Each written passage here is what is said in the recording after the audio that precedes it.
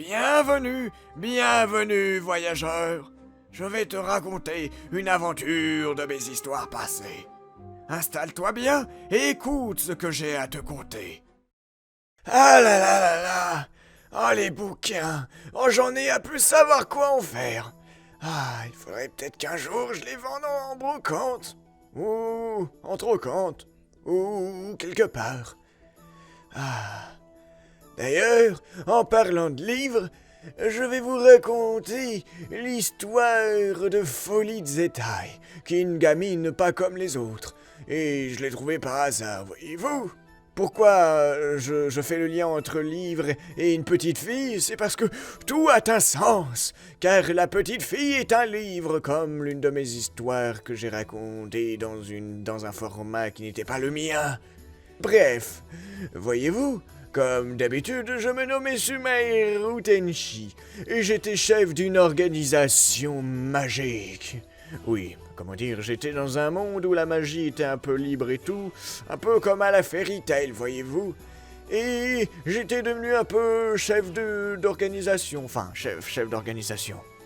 J'aurais pu être chef de guilde, mais j'ai voulu créer une organisation, donc à la fin, j'ai construit une base de mes mains, c'est vrai, j'ai construit une base de mes mains, sous terre, et à la fin, j'ai fait venir tous mes camarades un par un, j'ai recruté, et j'ai créé une communauté sous terre. Mais mis à part ceci, voilà, j'avais du pot d'air. Bon, après, les gens me respectaient pas, et j'étais plutôt sympa, et j'allais souvent au café. Parce que, faut que j'ai mon verre de caféine, sinon, Donc, mis à part toute mon histoire d'installation, je me suis fait téléporter un jour dans un manoir qui avait divers énigmes et pièges. Je ne sais pas pourquoi je m'y suis fait téléporter, mais à Skip c'était un event. Je sais pas ce que veut dire event, mais c'était un event. Et dans ce manoir, il y avait un homme de maison fort particulièrement bizarre, mais qui voulait qu'on trouve un moyen de sortir, sachant qu'il y avait un mirage et que c'était compliqué. Et moi, je me suis paumé dans la bibliothèque. Et en me paumant dans cette bibliothèque, je suis tombé sur un livre qui essaie de communiquer avec moi. Par télépathie, je suppose. Ce livre était le livre de la folie. Bien évidemment, je me suis empressé de le prendre et de ne pas trop comprendre qu'est-ce que c'était que cette merde. Et c'est là que j'ai compris qu'Askip c'était une entité qui voulait absolument que je lui donne mon sang. Bien évidemment, je l'ai fait. Moi, il y a un livre, il me dit « S'il vous plaît, donnez-moi de votre sang. » Moi, je suis là, il n'y a pas de problème, moi, tant que je peux aider. Donc, j'ai donné mon sang à ce livre. Le livre s'est donc immédiatement changé en gamine de feuilles.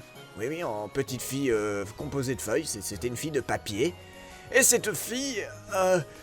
était sympathique au début, on l'a ramenée chez nous, on s'en est occupé d'elle, le maître de maison nous a dit on vous laisse ceci en présent pour avoir essayé les énigmes.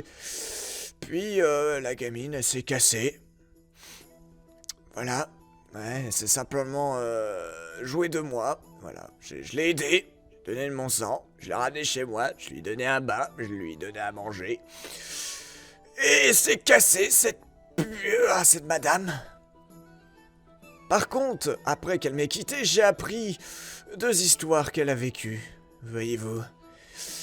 J'ai appris dans les journaux qu'elle était devenue poteau avec un gars tout timide. Un mec qui était probablement fort sympathique. Sauf qu'elle l'a rendu fou, car cette gamine avait les pouvoirs de rendre fou les gens. Et on ne sait guère pourquoi ni comment, mais ce gars tout timide... une fois devenu fou, était devenu un espèce de Deus Vult, c'est-à-dire un espèce de gros paladin d'environ 3 mètres avec une armure. On sait pas pourquoi l'armure a pop avec le packaging de folie, mais l'armure a pop avec le packaging de folie. Et ce Deus Vult voulait prendre des villes. Pour lui-même. Pour Dieu peut-être. Et avait cru que Folie était une elfe. Ou une fée. Donc les deux, ils sont partis prendre une ville. Ils ont tagué la ville, parce que c'était leur propriété privée, donc ils ont tagué la ville, après que les habitants étaient là en mode « mais qu'est-ce qui se passe ?» Et ensuite, le paladin a eu la meilleure idée du monde, c'est « tant qu'à prendre ville par ville, autant directement run le château !» Du coup, Folie et ce paladin, ils ont attaqué le château, ils ont tabassé les gardes et tout, puis le roi, il nous a regardé, il a fait « mais qu'est-ce que c'est que ces merdes ?» Et il a juste, un revers de la main, fait péter la moitié de la map.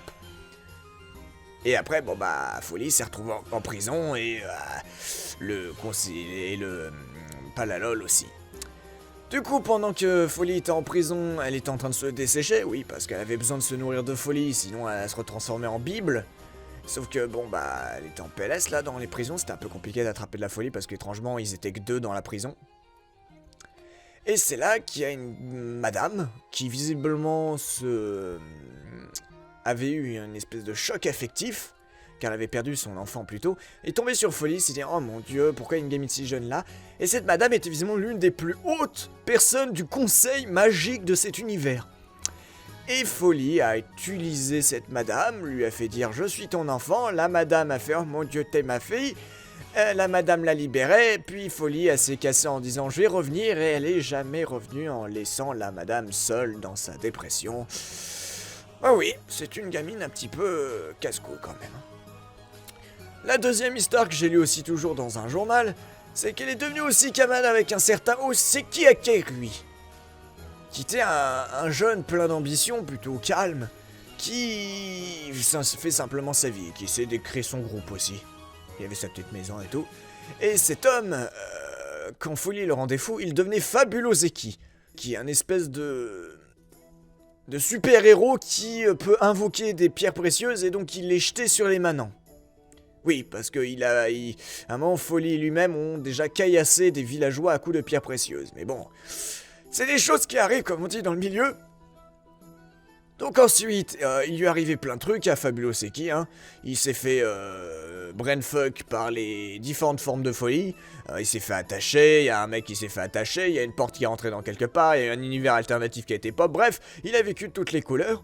Jusqu'au moment où ils eurent une mission qui était de récupérer une hybride, qui était la sœur du commanditaire, dans un hôtel de Richou, où visiblement ils faisaient de la revente d'hybrides. Vous voyez, le genre de personnes extrêmement horribles.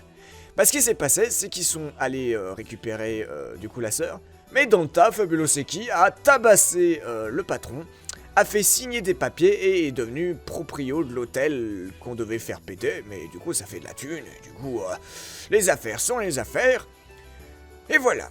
Et c'est là-bas la dernière fois que j'ai entendu parler de Folly. Enfin, dernière fois. La dernière fois que j'en ai entendu parler, c'était dans une... comment dire? C'est qu'elle était encore en prison et qu'elle avait été achetée en tant qu'esclave pour je sais pas qui. Ouais, tout un problème. La morale de cette histoire, c'est que quand vous tombez sur un livre chelou, vous lui donnez pas son sang pour qu'elle devienne une espèce d'entité chelou qui pourrait potentiellement foutre la merde un peu partout. Voilà. Je suis peut-être un petit peu con quand même.